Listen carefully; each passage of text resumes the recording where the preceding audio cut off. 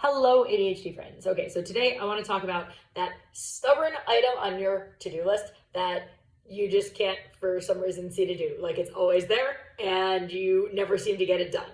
So let's discuss.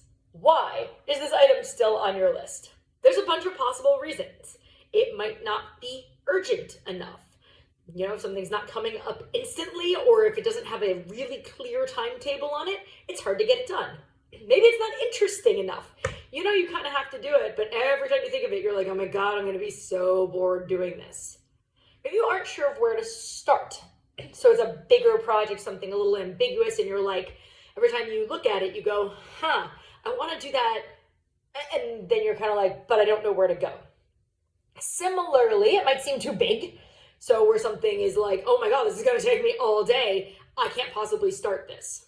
You could be worried about messing it up. Whatever it is kind of important. And if you do it wrong, you're going to be in trouble.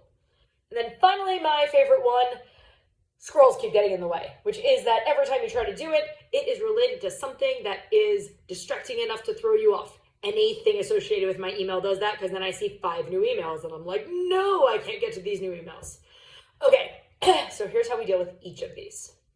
First of all, before we even get to those, ask yourself this key question. What would happen if you never did the thing?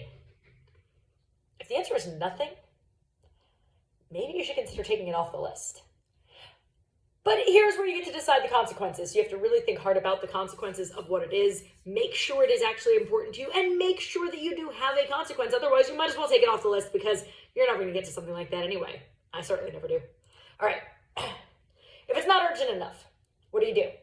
You could snooze it, which means that you push it till it's a little bit later, and you still know you have time to do it, but at least the urgency will get you there. You can also get external accountability for it. So even though it's not urgent to you, you could tell somebody, you're going to do this, check in with me and make sure I did it. Or you could set up an appointment to do it. I like to use FocusMate for things that are not urgent enough, because then I put it on FocusMate, then I tell somebody what I'm doing, then I 100% get it done. And there's other similar things like that. So create some urgency with people or push it ahead.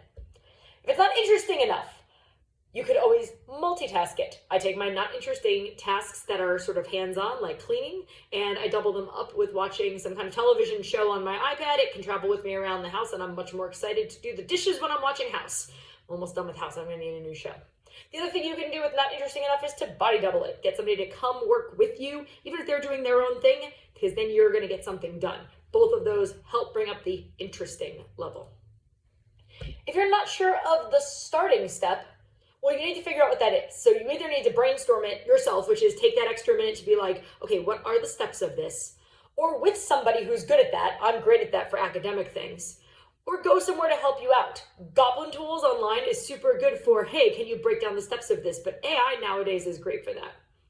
Once you do that, you've got to rewrite it in pieces. Your to-do list cannot be the big thing. It needs to be the next step. If you don't know the next step, you're not going to get there.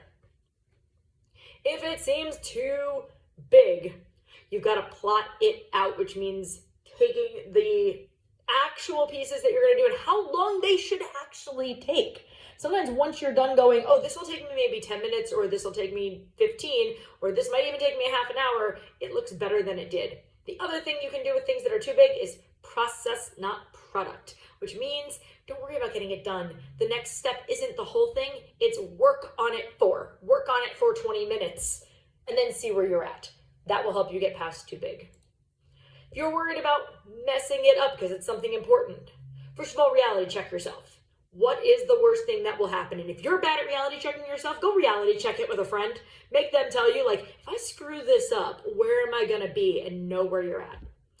And then same thing with a friend is find a way to make whatever it is a draft first. You have a chance to look it over, and you have a chance to have someone else look it over. I miss everything. I can't read my own stuff twice. Therefore, if I want to do something, I better hand it to somebody, or there's going to be like 5 dumb typos, and then I'm going to have to send some kind of reminder to fix it. So if you're worried about that, work with someone. And then finally, what do you do about the squirrels? Well, first separate the task from the distractions. So a lot of my squirrel tasks, like I said, are in email. If I can figure out which emails I have to respond to and how I need to do it, or emails I need to create, I do it in a separate Word document. Then I go back and put them all together before looking. Or I only look at one portion of something. I'll pull my calendar up completely separately from my emails and see if I can't do that, because Outlook really tries to get me to look at 7 things at once. If you can't fully separate the tasks from the distractions, have a not now list, which is a place where you put the things that are not now.